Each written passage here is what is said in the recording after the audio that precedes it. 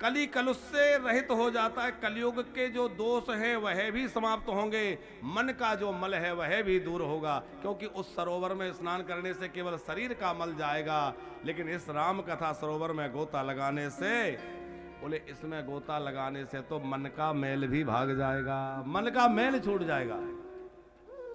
उस मान सरोवर में केवल पानी है, पर इस भैया रामचरितमानस सरोवर में तो एक संत की दिव्य वाणी है।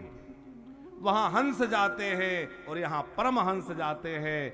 वह थके हुए को विश्राम देता है और यह आप वो शरीर को विश्राम देता है। ये मन को विश्राम देने वाली पावन कथा है जो आपके मन को विश्राम करते हैं।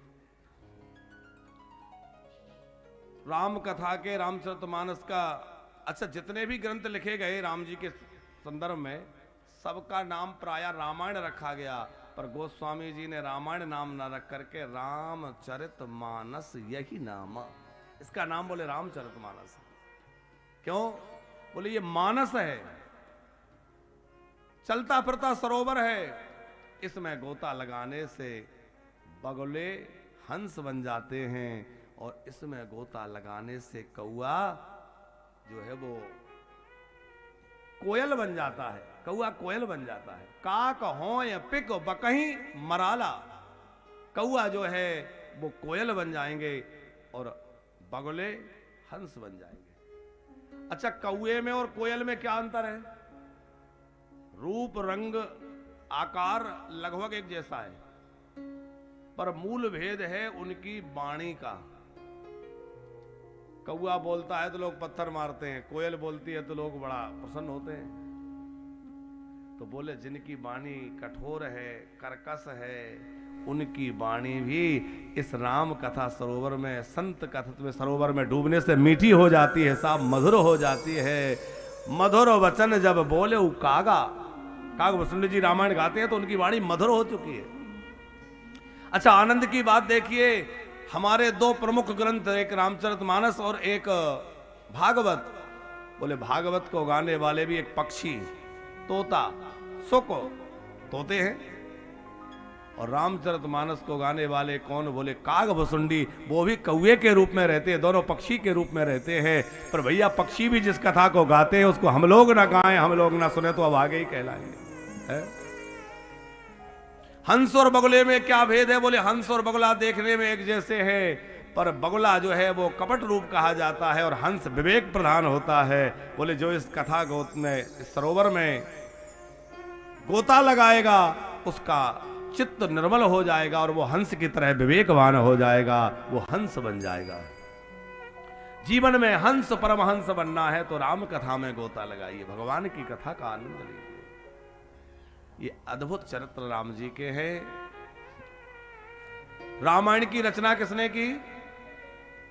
रामचरितमानस की रचना किसने की? अच्छा आप लोग बतलाएं, किसने लिखा? हाँ नहीं, ये रामचरितमानस जिसकी हम लोग कथा कर रहे हैं, गोस्वामी तुलसीदास जी ने। लेकिन गोस्वामी तुलसीदास जी से किसी ने पूछा कि आप लिख रहे हैं? बोले ना, मैं नहीं लिख रहा। कौन ने लिखा? तो गोस्वामी जी कहते हैं इसके रचना करने वाले तो कोई और है, मैं रचनाकार नहीं हूं। रामचरितमानस के रचयिता कौन है? बोले रामचरितमानस के रचयिता तो भगवान शंकर हैं। रचि महेश निज मानस राखा,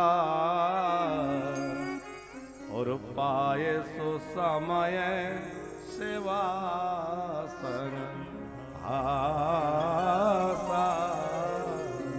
भगवान शंकर ने इसकी रचना की है और भगवान शंकर के द्वारा यह ग्रंथ प्रकट हुआ है। रचयिता तो वो है। तो किसी ने तुलसीदास जी से पूछा रचयिता वो है तो आप क्या है? बोले मैं तो प्रकाशक हूं। जैसे कोई अपनी रचना लिखे और उस रचना को कोई प्रकाशित करा दे तो बोले मैं तो प्रकाशक हूं।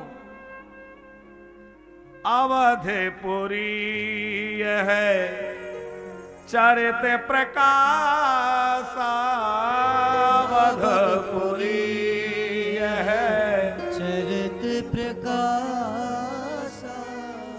नौमी भौम बारे मधुमासा नौमी मोह बार मधुमासा। नौमी तिथि मंगलवार का दिन और चैत्र शुक्ल नवमी मंगलवार बोले वैसा सुयोग उपस्थित हुआ जैसा सुयोग श्री राम जी के प्राकट्य के समय था। त्रेता में जैसा सुंदर योग प्रकट हुआ था राम जी के प्राकट्य के समय पे, वैसा ही सुंदर संयोग पुनः प्राप्त हुआ और वैसे ही सुंदर सुंदर समय में गोस्वामी तुलसीदास जी ने रामचरितमानस को लिखना प्रारंभ किया। इसी अयोध्या धाम में पहले गोस्वामी तुलसीदास जी काशी में विराजते थे, वहां उन्होंने रामचरितमानस को लिखना चाहा, लेकिन वह संस्कृत भाषा में लिख रहे थे। विश्वनाथ जी की आज्ञा हुई, क्योंकि वो जो लिखते थे वो सब चोरी हो जाता था। लिखे चोरी हो जाए, परेशान हो गए। विश्वनाथ जी से प्रार्थना की, बाबा क्या बात है कि आप मुझसे प्रसन्न नहीं है? आज्ञा मिली, अयोध्या जाओ और संस्कृत में नहीं तुम हिंदी भाषा में ग्रंथ को प्रकट करो, भाषाबद्ध करो, जिससे सबको इस ग्रंथ की सुलभता हो। क्योंकि गोस्वामी तुलसीदास जी कौन है? आप विचार करिए, गोस्वामी तुलसीदास जी कोई साधारण मनुष्य नहीं है। साक्षात वाल्मीकि ऋषि ही गोस्वामी तुलसीदास जी बने हैं। कलि कुटिल जीव निस्तार हित वाल्मीकि तुलसी भयो। तो अब प्रश्न आता है कि वाल्मीकि कौन है? बोले वाल्मीकि ऋषि जो है वो साक्षात ब्रह्मा जी हैं। ब्रह्मा जी वाल्मीकि बन के आए। तो ब्रह्मा जी को वाल्मीकि बनने की आवश्यकता क्या पड़ी? बोले उसका कारण यह है कि वेद वेद्य जो परम तत्व परम ब्रह्म है, जो निर्गुण है, निराकार है, उसकी कीर्ति को, उसके यश को वेद गाते हैं। तो वेदों के द्वारा उस परम ब्रह्म को गाया गया है, लेकिन वह निर्गुण निराकार सगुण साकार होकर के दशरथ के आंगन में आकर के विहार करने लगे। दशरथ पुत्र बन गए, सगुण बन गए, साकार बन गए। तो उन वेदों की ऋचाओं ने, वेदों ने विचार किया कि भाई हमारा भी कुछ सरलीकरण होना चाहिए। वह निर्गुण निराकार सबके लिए सुलभ हो गया, सगुण हो गया, साकार हो गया, तो हम भी तो सबके लिए प्राप्त हों। तो जो ब्रह्मा जी वेदों को धारण करने वाले हैं, उन ब्रह्मा जी ने विचार किया कि क्या किया जाए। तो वह ब्रह्मा जी वाल्मीकि ऋषि के रूप में प्रकट हुए और वाल्मीकि ऋषि के रूप में प्रकट होकर के उन्होंने रामायण की रचना की। तो वो रामायण क्या है? बोले वेदों का ही भाष्य है। वाल्मीकि रामायण जो है वो वेद ही है। जो वेद नहीं पढ़ सकता वो वाल्मीकि रामायण का पाठ करे, उसको वेद पाठ का ही पूरा पूरा फल प्राप्त होगा। वाल्मीकि रामायण साक्षात वेद ही है, अलग नहीं है। लेकिन जिस समय राम जी राजमहल छोड़ करके वन की यात्रा पर निकले, कोल भील किरात निषाद सबरी सबसे मिले, वाल्मीकि जी ने सोचा कि भाई राम जी तो राजमहलों से निकल के वन में चले गए, तो इनका ग्रंथ केवल विद्वानों तक सीमित न रहे, इनकी कथा विद्वानों तक सीमित न रहे, बल्कि जन जन में राम कथा पहुंचना चाहिए। इसके लिए मुझे भाषाबद्ध करना होगा, क्योंकि संस्कृत भाषा आने वाले समय में लोग नहीं समझेंगे। ये बात उन्होंने उस समय विचार कर ली, तो कालज्ञ थे। क्योंकि आज संस्कृत ग्रंथों की कमी नहीं है, पर लोगों में संस्कृत के ज्ञान का अभाव होने के कारण कितने लोग उसको समझ पा रहे हैं? लोग संस्कृत जानते ही नहीं है। तो संस्कृत भाषा के अनेक बड़े श्रेष्ठ ग्रंथ हैं, बड़े श्रेष्ठतम ग्रंथ हैं, पर हम लोगों की पहुंच उतनी नहीं होती, जन सामान्य संस्कृत को समझ नहीं पा रहा है। इसलिए कलि कुटिल जीव निस्तार है, तो वही वाल्मीकि ऋषि जो है वो स्वामी तुलसीदास जी के रूप में प्रकट हो गए। और तुलसीदास जी के रूप में प्रकट होकर के उन्होंने उसी रामायण को, जो वाल्मीकि रामायण है, उसी को यहां ला करके और रामचरितमानस के रूप में भाषाबद्ध किया है।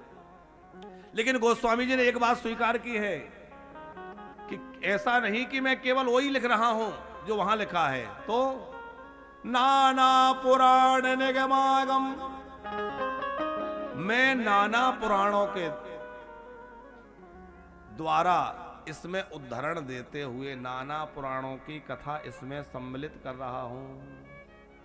नाना पुराण का मतलब है 18 पुराण के इतर भी पुराण, माने 18 जो पुराण हैं वो तो हैं ही, 18 उप पुराण भी हैं, 18 औप पुराण भी हैं।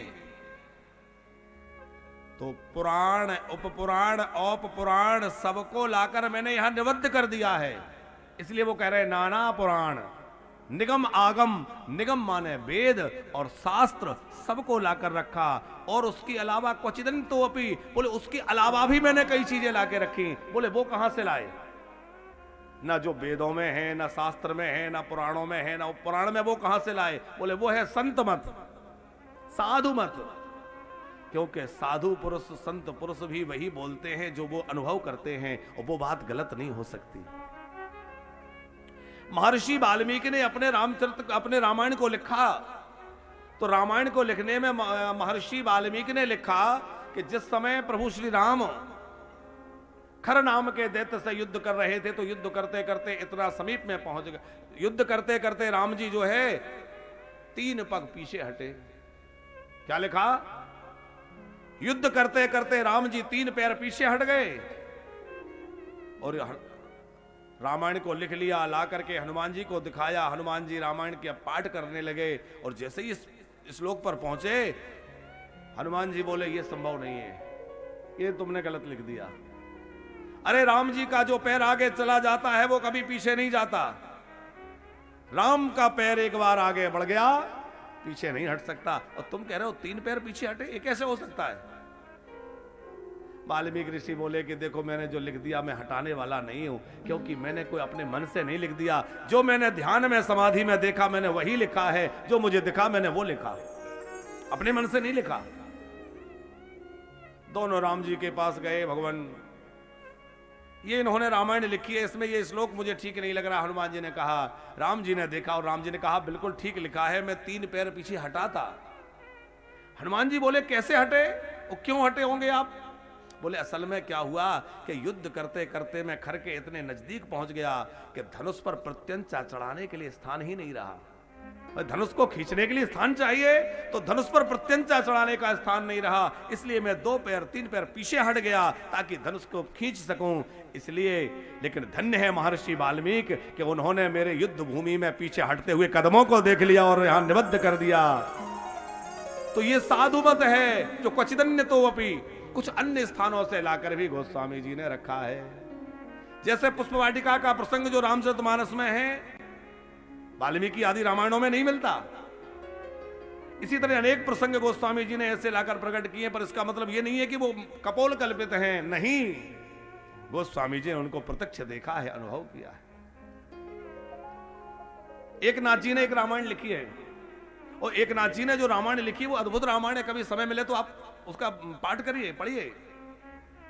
एक नाथ जी अपनी रामायण में लिखते हैं कि जिस समय जानकी जी अशोक वाटिका में बैठी हुई थी, वहां सुंदर पुष्प खिले हुए थे और वहां सफेद रंग के फूल चारों ओर खिले हुए थे।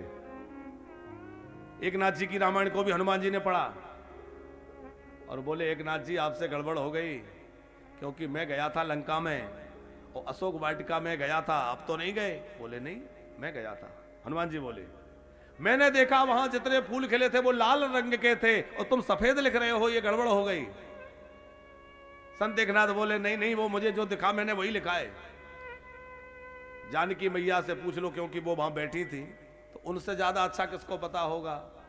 तो जानकी जी से पूछा, जानकी जी बोली ना तो सफेद थे ना लाल थे, जो फूल वहां खिले हुए थे वो नीले रंग के थे। अब 3 तरह की चर्चा हो गई,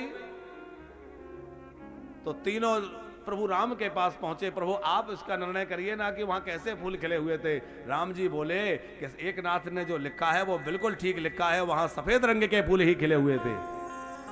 हनुमान जी बोले प्रभु आप भी पक्षपात करते, मैं तो गया था। बोले हनुमान उस समय उन राक्षसों के आतंक को देखकर तुम्हारे नेत्रों में इतना क्रोध था कि लालिमा तुम्हारे नेत्रों में थी, और क्रोध के कारण तुम्हें वहां के पुष्प लाल दिखाई दे रहे थे, वहां के पुष्प लाल नहीं थे।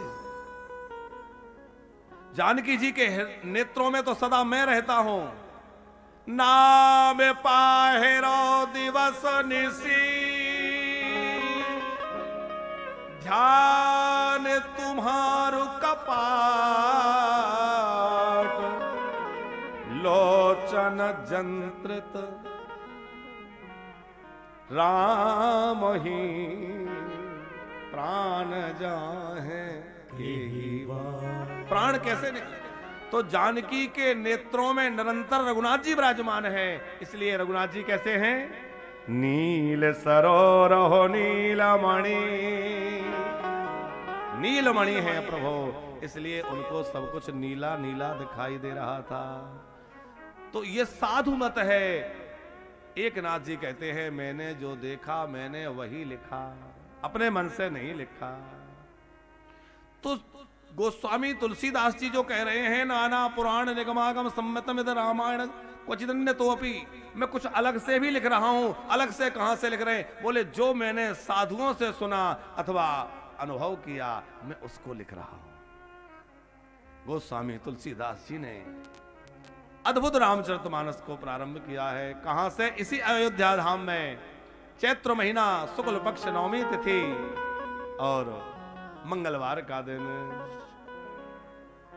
नवमी भौम बार मधुमासा, नवमी भौम बार मधुमासा, अवधपुरी है चरित प्रकाशा, अवधपुरी चरित प्रकाशा। नवमी भौम बार मधुमासा, नवमी भौम बार मधुमासा। देखिए हमारे पूज्य पिताश्री भी जिनसे हमें ये कथाओं की प्रेरणा और इस धर्म मार्ग पर, इस मार्ग पर चलने की प्रेरणा मिली। तो पूज्य पिताश्री, पूज्य चाचाश्री, माताश्री सब लोग पधारे हैं, आपका आशीर्वाद प्राप्त हो रहा है। श्री चरणों में हम बारंबार वंदन करते हैं। बोले भक्त वत्सल भगवान की।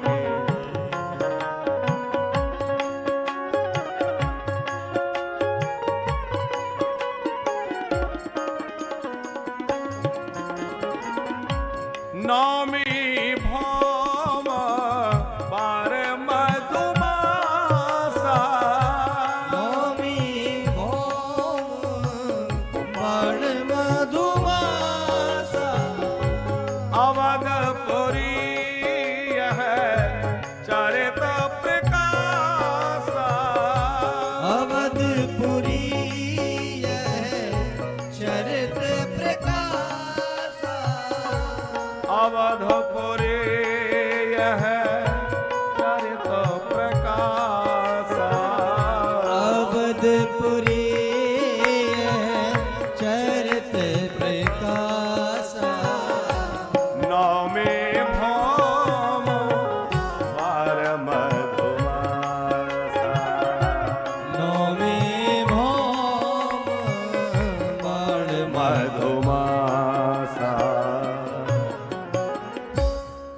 अच्छा, गोस्वामी तुलसीदास जी ने रामचरितमानस की रचना कितनी आयु में की? कितनी उम्र थी उनकी उस समय? लगभग 76 वर्ष की उम्र थी। क्योंकि गोस्वामी तुलसीदास जी का जन्म कब हुआ है? 1554 विषय कालिंदी के तीर, श्रावण शुक्ला सप्तमी तुलसी धरो शरीर। 1554 में, संवत 1554 में गोस्वामी तुलसीदास जी कालिंदी के तीर पर प्रकट हुए। और रामचरितमानस की रचना कौन से संवत में की है? संवत 1631 लिख लिया। कुछ संतों का मत है कि लगभग 2 वर्षों से कुछ अधिक समय लगा। अलग अलग मत हैं, लेकिन हमारे पूज्य सदगुरुदेव मलुक पीठाधीश्वर पूज्य महाराज श्री जी अनेक उद्धरणों के और प्रमाणों के साथ कह रहे हैं कि बोले गोस्वामी तुलसीदास जी ने एक ही दिन में संपूर्ण रामचरितमानस को लिख दिया। एक दिन में। उन्होंने उसके कई प्रमाण प्रस्तुत किए। बोले इतना बड़ा ग्रंथ दो एक जो है एक दिन में कैसे लिखा जा सकता है, कोई उस समय इतने साधन तो नहीं थे। तो कहते हैं कि जिस समय लेखन आरंभ हुआ, भगवान शंकर प्रकट हो गए, श्री हनुमान जी महाराज प्रकट हो गए, श्री गणपति जी प्रकट हो गए, और सब देवताओं ने कृपा करके एक ही दिन में 8 प्रतियां जो है रामचरितमानस की प्रकट कर दी। उन 8 प्रतियों में से एक देवलोक चली गई, एक ऋषि मुनियों के पास, एक कैलाश पर चली गई, एक गोस्वामी जी के पास। इस प्रकार से उनका विभाजन हुआ है और अद्भुत रामचरितमानस को गोस्वामी जी ने प्रकट किया है। इस रामचरितमानस रूपी सरोवर तक पहुंचने के लिए क्या क्या चाहिए, कौन जा सकता है, इसका पात्र कौन है? बोले इसमें पात्र अपात्र की कोई चर्चा नहीं है, लेकिन इस तक पहुंचने के लिए श्रद्धा चाहिए, श्रद्धा रूपी राह खर्च चाहिए।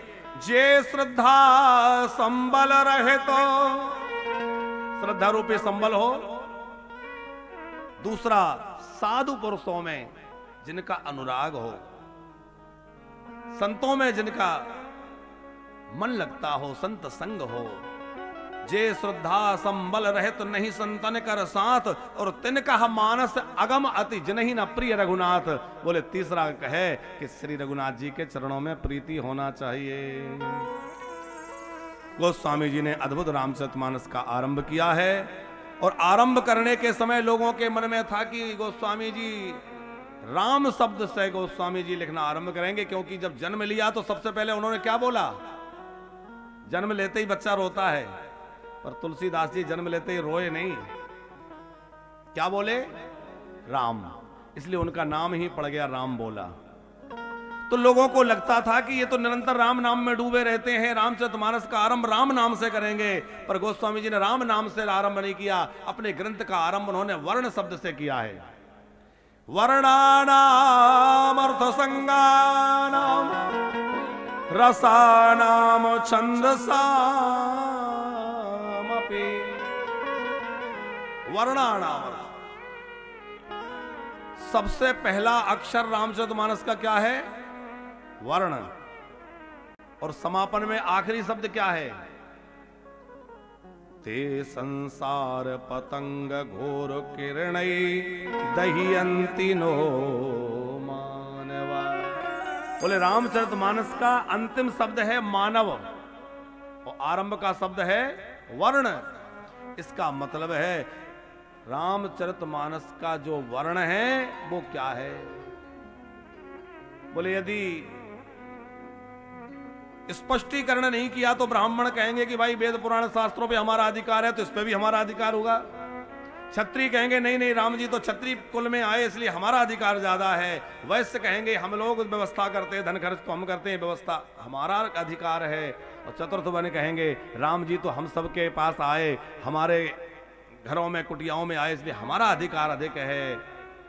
तो गोस्वामी जी कहते हैं रामचरितमानस का अधिकारी कौन है, किसका है? बोले जो मानव है उस मानव मात्र के लिए रामचरितमानस है, चाहे वो किसी वर्ण का हो, किसी मत का हो, किसी संप्रदाय का हो। जो मानव है अथवा जो मानव बनना चाहता है,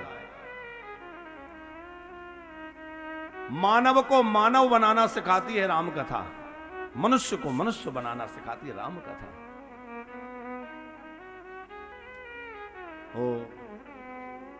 रावण ने अपनी मृत्यु मांगी किससे? मनुष्य से। लोगों ने कहा तुमने अपनी मृत्यु बड़ी सस्ती मांग ली, तो मृत्यु लोक है, मनुष्य लोक है, कोई भी मार देगा। रावण बोला कोई भी नहीं मार सकता। बोले क्यों? बोले इसलिए कि यहां मैं मानव किसी को रहने ही नहीं दूंगा। मतलब बोले लोग मानव की शकल में तो दिखेंगे, मानव की आकृति प्रकृति तो, मानव की आकृति तो रहेगी पर प्रकृति नहीं रहेगी। मैं उनके अंदर से मानवता समाप्त कर दूंगा। और रावण ने वही किया। जितने मानवता के पाठ पढ़ाए जाने वाले स्थान थे वहां से सब जगह से मानवता को खत्म करने का काम किया।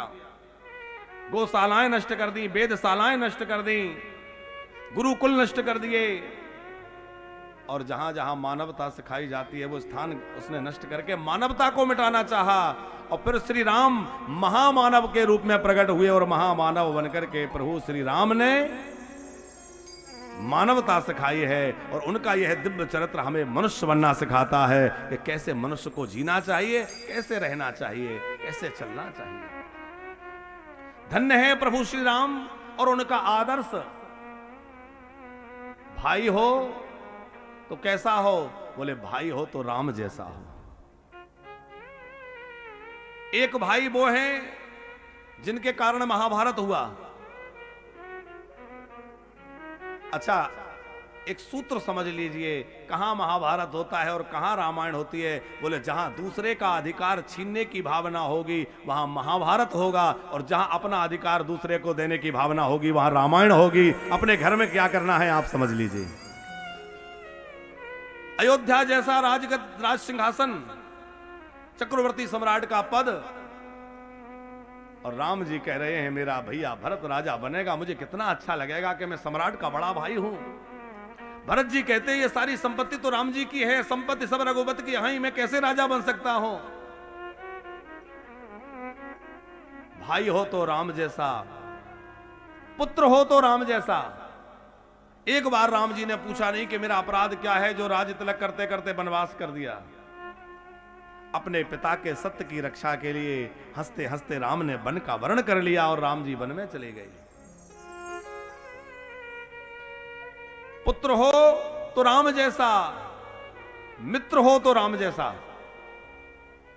जब राम जी ने सुग्रीव को अपना मित्र कह दिया, एक बार सखा कह के, और हाथ पकड़ लिया, तो जब तक सुग्रीव को राजगद्दी पर बिठा नहीं दिया तब तक चैन नहीं लिया, और अपने ब्रह को, अपने दुख को राम जी सर्वथा भूल गए कि मेरी पत्नी जानकी का हरण हो गया है, मुझे क्या करना, वो सब भूल गए। अपने सुग्रीव के, अपने मित्र के दुख में दुखी हो रहे हैं। मित्र हो तो राम जैसा, पति हो तो राम जैसा। अच्छा, आपने कभी विचार किया कि राम जी सोने के मृग के पीछे क्यों चले गए? अरे राम जी तो परमात्मा है, हम आपसे भी कोई कहे कि सोने का हिरण जा रहा है तो क्या आप मानेंगे? क्योंकि सोने का हिरण होता ही नहीं है। जब सोने का हिरण नहीं होता तो राम जी ने कैसे मान लिया कि हाँ सोने का हिरण है और पीछे चले गए? बोले राम जी जानते हैं, अरे वो परमात्मा है, वो सर्वज्ञ, वो तो बात अलग है, लेकिन मनुष्य हो तब भी जान जाए कि ये मनुष्य, ये असली नहीं है, माया है। लेकिन क्यों चले गए? बोले उसका कारण ये है कि जब से जानकी जी, किशोरी हमारी जानकी जी जनकपुर से आई हैं, तब से आज तक कुछ मांगा ही नहीं, और आज पहली बार जानकी जी ने कुछ मांग रखी है, और मैं मना कर दूंगा तो इनको बहुत दुख पहुंचेगा, इसलिए राम जी धनुष्बाण उठा करके मृग के पीछे चले गए। किशोरी जी का भाव रखने के लिए, उनको आदर देने के लिए। महर्षि वाल्मीकि अपने ग्रंथ में लिखते हैं, रामायण में लिखते हैं, असंभवम है मृगस्य जन्मा तथापि रामो लुलभो मृगाय। असंभव है कि पृथ्वी पर स्वर्ण मृग जन्म ले ले, फिर भी राम जी चले गए। क्यों? बोले इसलिए कि राम जी ने विचार किया कि यदि मैं नहीं गया तो जानकी के मन में क्षोभ हो जाएगा, दुख होगा। तो पति हो तो राम जैसा, और शत्रु भी मिले, मान लो कोई शत्रु बने भी तो कैसा हो? बोले वो भी राम जैसा होना चाहिए, क्योंकि बैरी ही राम बढ़ाई करहीं। बैरी भी राम की बढ़ाई करते हैं। एक बार राम रावण युद्ध चल रहा था, वाल्मीकि रामायण का प्रसंग है। हनुमान जी को करुणा आ गई, हनुमान जी को लगा कि देखो राम जी नीचे से युद्ध कर रहे हैं, ये रथ में बैठा है। जैसे विभीषण देख विभीषण भय अधीरा, वैसे ही हनुमान जी को भी एक बार बड़ा शोक हो गया। तो हनुमान जी ने राम जी को उठा के अपने कंधे पे बिठा लिया। आप तो कनक भूदरा कार शरीरा। हनुमान जी ने अपने कंधे पर राम जी को बिठा लिया, एक पैर इधर से एक पैर इधर से। राम जी धनुष बाण चला रहे हैं, हनुमान जी बड़े वेग से यहां से वहां पहुंच रहे हैं।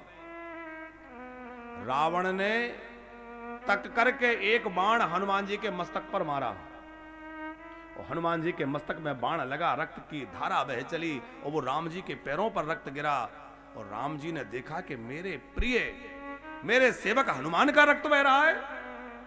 राम जी को रोष आ गया, और राम जी ने ऐसे बाणों की बौछार रावण पर की कि रावण जो है व्याकुल हो गया, रथ चूर चूर हो गया, और धराशायी होकर के मूर्छित हो गया रावण। राम जी चाहते तो वहीं समाप्त कर देते, लेकिन राम जी हृदय दया से भर गया। ये इस समय मूर्छित है, इसके हाथ में शस्त्र नहीं है, ये रथहीन हो चुका है। सारथी को बुला के कहा, सुनो, दूसरा रथ मंगवा के इसको उसमें डालो, उठा के महलों में ले जाओ और औषधि लेपन करना। जब ये स्वस्थ हो जाए तो फिर लेके आना, क्योंकि मैं ऐसे शत्रु पर वार नहीं करता। रावण बड़ा लज्जित हुआ। जब रावण को चेत आया तो बड़ा लज्जित हुआ और सराहना करता है, धन्य है राम, आप धन्य हैं। और जिस समय रावण की मृत्यु हुई ना,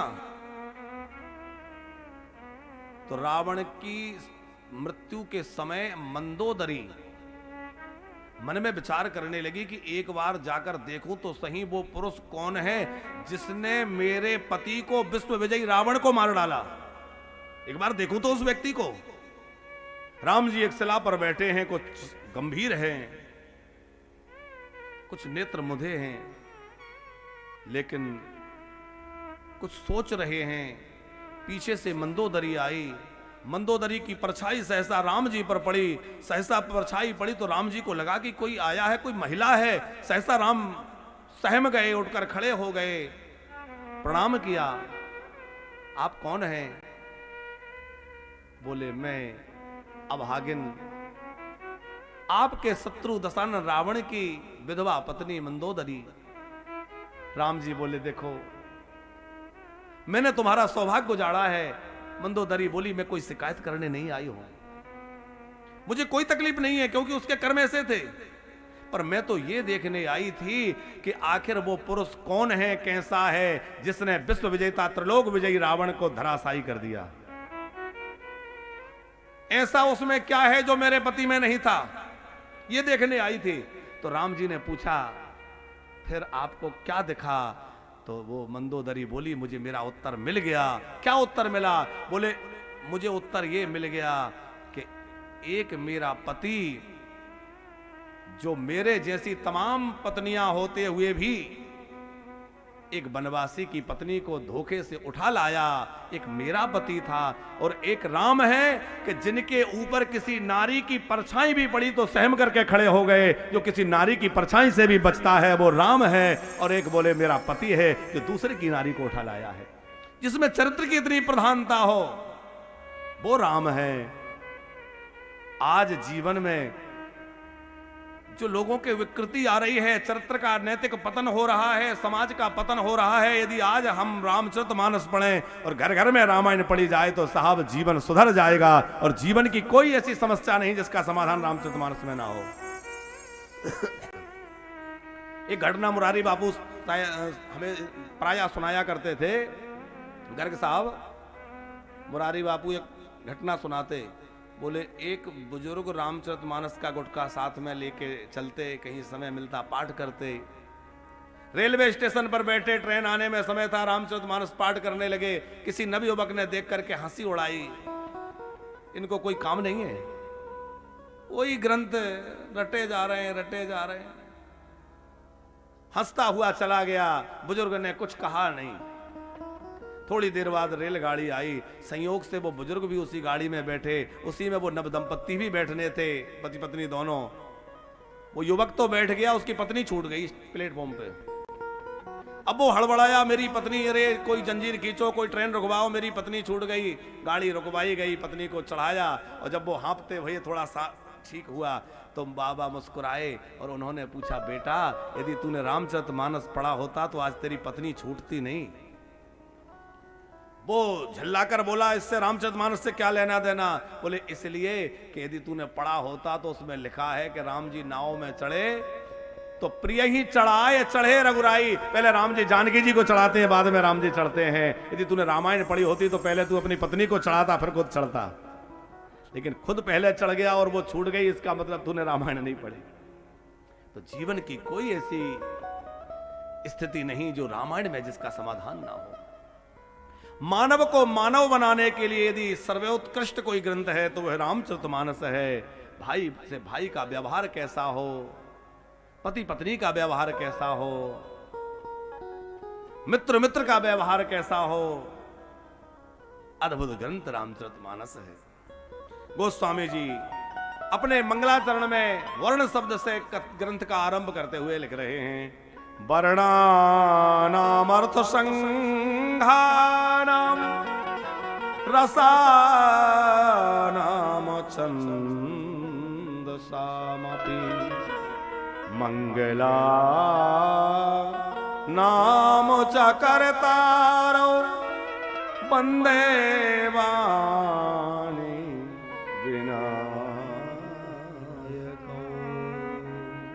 बोले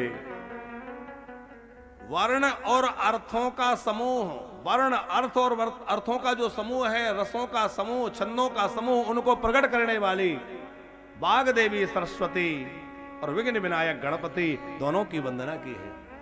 वंदे वाणी विनायक।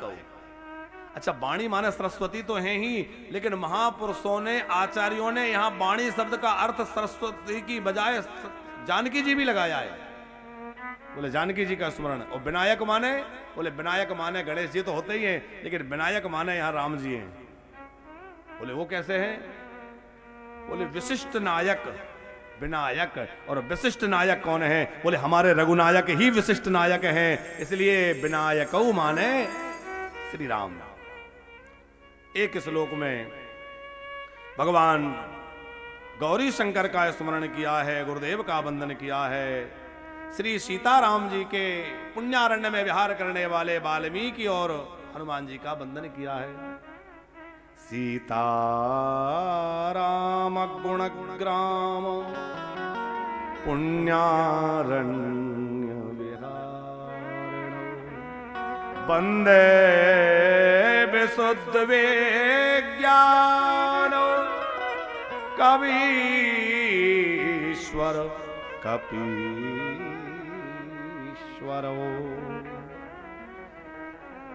देखो कई वन हैं, दंडकारण्य है जैसे, वैसे ही श्री सीताराम जी की कथा का पुण्यारण्य।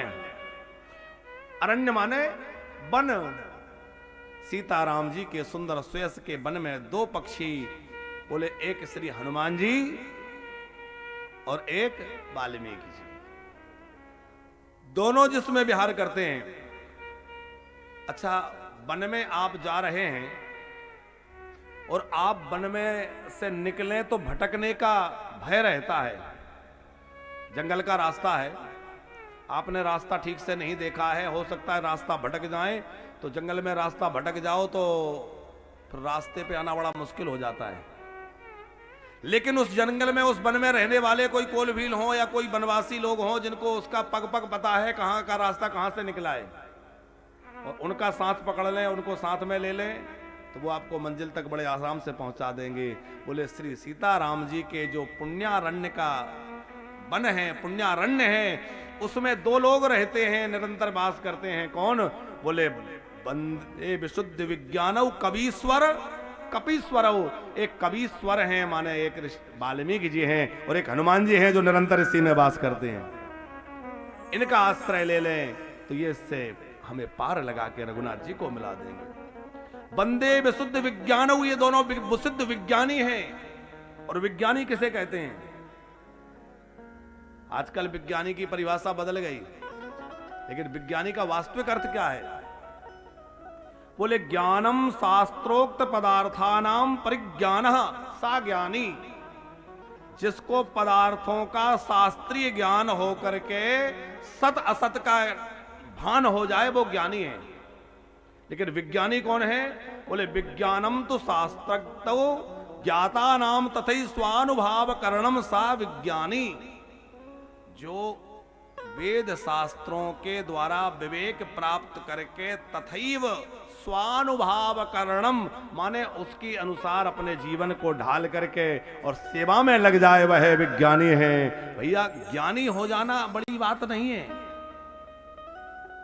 ज्ञान आने के बाद वैसा आचरण हो जाना। ज्ञान में तो आ गया, हमें ज्ञान तो हो गया कि ये गलत है ये सही है, फिर भी हम उस गलत को छोड़ नहीं रहे और सही को कर नहीं रहे।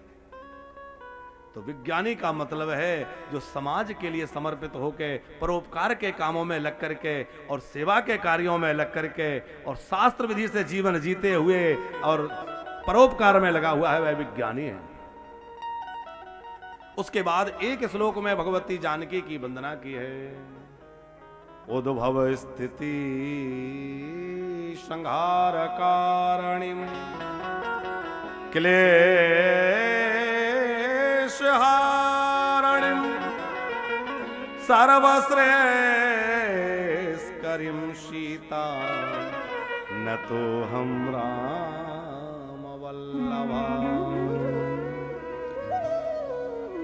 जानकी जी के लिए गोस्वामी जी ने पहले लिखा, बोले जो उद्भव माने सृजन, पालन और संहार करने वाली हैं, उन जानकी जी की हम वंदना करते हैं। उद्भव स्थिति संहार करने वाली हैं। अच्छा, आप विचार करिए, उद्भव करने का काम तो ब्रह्मा जी का है, सृजन कौन करता है? ब्रह्मा जी। पालन विष्णु भगवान, संहार भगवान शंकर करते हैं। और यहां गोस्वामी जी कह रहे हैं कि जानकी जी सब सृजन करती हैं, पालन करती है, संहार करती हैं, तो ये बात सिद्ध कैसे होगी? तो बोले सृजन तो ब्रह्मा जी करते हैं, पर ब्रह्मा जी को सृजन की शक्ति कौन देता है? बोले जानकी जी की शक्ति से ही तो ब्रह्मा जी सृजन कर पाते हैं, भगवान विष्णु पालन कर पाते हैं और रुद्र संहार करते हैं। उद्भव स्थिति संहार कारणिम क्लेश हारणिम, क्लेशों का हरण करने वाली हैं। सर्व श्रेयस्करीम, सब प्रकार से श्रेय करने वाली हैं, सब प्रकार से मंगल करने वाली हैं जानकी जी। सर्वश्रेयस्करीम, श्रेय माने होता है कल्याण, और सबसे बड़ा कल्याण क्या है? बोले सबसे बड़ा कल्याण है भगवान की प्राप्ति, और भगवान की प्राप्ति कराने वाली हमारी किशोरी जी हैं।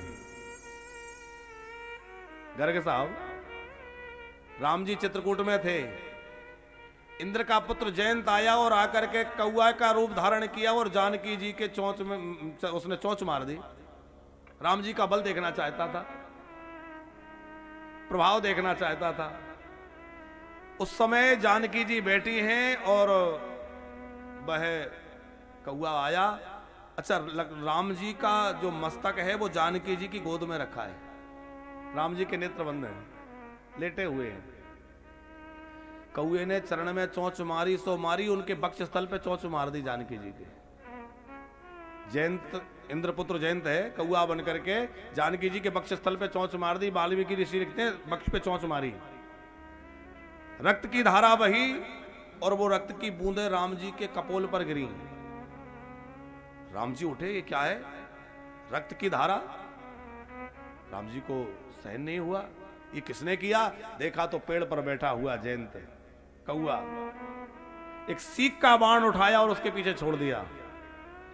अब वो उस सीख के बाण से व्याकुल हो गया और अपने पिता इंद्र के पास गया, मुझे बचाइए। इंद्र बोला कि जल्दी भाग, नहीं तो स्वर्ग जल के भस्म हो जाएगा, राम विरोधी को मैं नहीं रख सकता।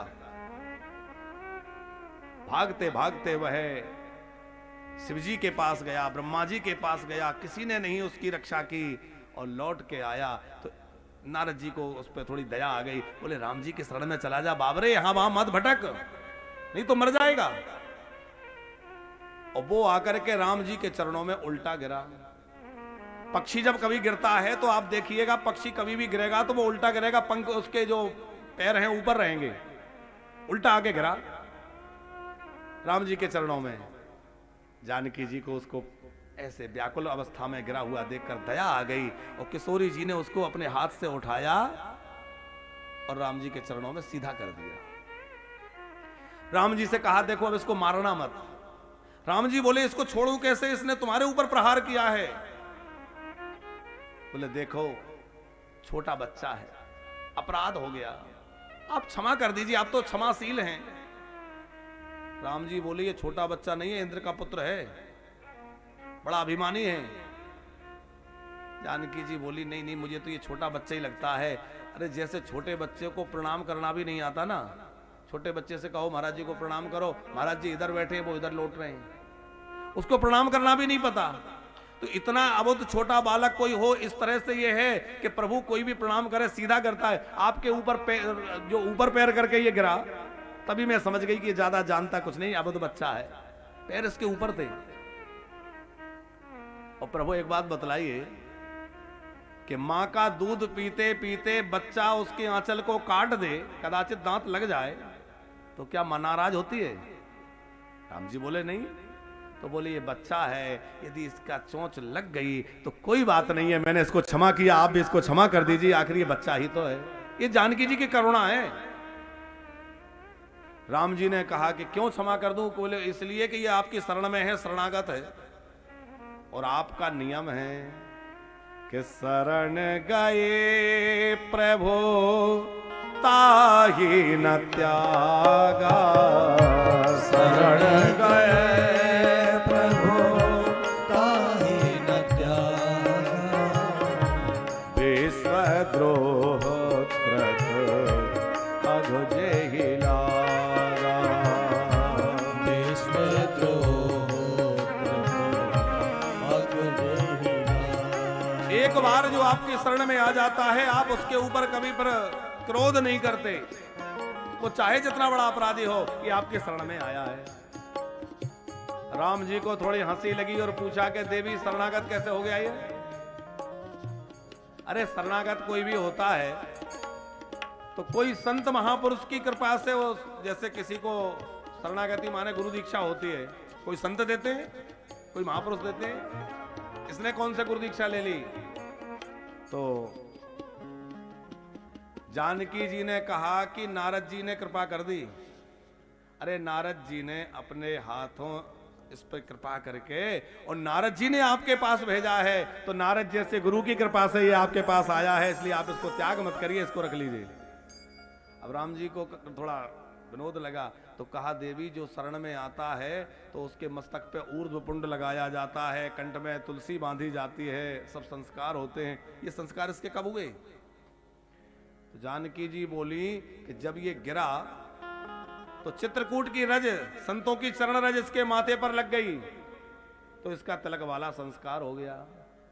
और मैंने अपने हाथों से उठा करके इसको कंठ में पकड़ करके सीधा किया, तो गले में कंठी पहनाने का संस्कार हो गया, और इसके सारे संस्कार हो गए। ये आपका दास बन गया, इस पे कृपा करके इसको छोड़ दीजिए, इसको मारिए मत। जानकी जी की दलीलें सुन के राम जी को, जयंत को प्राण दान देना पड़ा। बोले अब नहीं मारूंगा, ठीक है, एक नेत्र फोड़ के छोड़ दिया। लेकिन राम जी ने सोचा कि यदि ये इसी प्रकार कृपा करुणा दिखलाती रही तो राक्षसों को कैसे मारूंगा? ये इसी तरह सब पर कृपा करती रही तो राक्षसों को तो मैं मार ही नहीं सकूंगा, और मेरा तो प्रण है निश्चर हीन करो मही। तो राम जी ने जानकी जी से क्या कहा? देवी जी आप तो ऐसा करिए कि आप जब तक मैं निशाचरों को मारता हूं तब तक अग्नि में वास करिए, जब लगी करहूं निशाचर नासा और तुम पावक में करो निवासा। क्योंकि आप रहेंगे तो आप ये काम करने नहीं देंगे, इसलिए आप पावक में वास करिए। तो ये कथा सुनाने का अर्थ ये है, हमने ये प्रसंग इसलिए सुनाया कि इतनी कृपा इतनी करुणा जानकी जी में है कि भैया वो जयंत जैसे पर भी कृपा करके राम जी से क्षमादान दिला दिया, राक्षसों पर भी कृपा हो गई। और जानकी जी को माया रूप में गोस्वामी जी कहते हैं। अच्छा, जिस समय अयोध्या से राम लक्ष्मण जानकी निकले और जहां सुमंत जी ने रथ से छोड़ दिया, गंगा का पार हुए, पैदल यात्रा जब चले तो आगे आगे राम जी और सबसे पीछे लक्ष्मण जी, बीच में जानकी जी। तो गोस्वामी जी उपमा क्या देते हैं? ब्रह्म जीव विच माया जैसे। अच्छा, चलते चलते क्या हुआ? बहुत ध्यान से सुनिएगा, बड़ा आनंद का प्रसंग है। बोले चलते चलते जानकी जी का मुख सूख गया, प्यास लगाई, अदृष्ट सूखने लगे। राम जी समझ गए जानकी जी प्यासी हैं, लक्ष्मण जी को इशारा किया थोड़ा पानी ले आओ। लक्ष्मण जी कमंडल लेकर के जल भरने गए। राम जी ने कहा हम लोग धीरे धीरे आगे बढ़ते हैं। थोड़ी दूर जानकी जी राम जी बढ़े। जानकी जी बोली प्रभु बहुत देर हो गई, लक्ष्मण दिखाई नहीं दे रहे हैं, बहुत पीछे तक लक्ष्मण दिख नहीं रहे, तो आप थोड़ी देर रुक जाइए। राम जी बोले कोई बच्चा थोड़ा ही है, आ जाएगा, हम लोग चलें? तो जानकी जी बोली नहीं नहीं, नाथ लखन है लरिका, वो छोटा बच्चा है, कहीं भटक जाएगा, डर जाएगा, इसलिए आप थोड़ी देर रुके रहिए, लक्ष्मण को आ जाने दीजिए। तो राम जी ने पूछा, देवी आज तुम कह रही हो नाथ लखन है, ललिका छोटा बच्चा है, और जिस समय मैं तुम्हें समझा रहा था कि मेरे साथ वन में मत चलो, तो तुम कह रही थी मेरे साथ मेरा प्रतापी देवर लक्ष्मण साथ में है। एक तो आप साथ में हैं और प्रतापी लक्ष्मण साथ में। उस दिन कह रही थी प्रतापी लक्ष्मण, और आज कह रही हो नाथ लखन है, ललिका छोटा बच्चा है। तो जानकी जी मुस्कुरा के बोली, भगवान बात यह है, पहले मैं उनको देवर मानती थी तो मुझे लगता था प्रतापी वीर हैं, लेकिन अब बोले अब देवर नहीं मानती, तो अब मैं बेटा मानती हूं। कब से? बोले जब से सुमित्रा जी ने कह दिया कि ताते तुम्हारी मातु बैदेही, पिता राम सब भांति सनेही, तात तुम्हारी मातु बैदेही,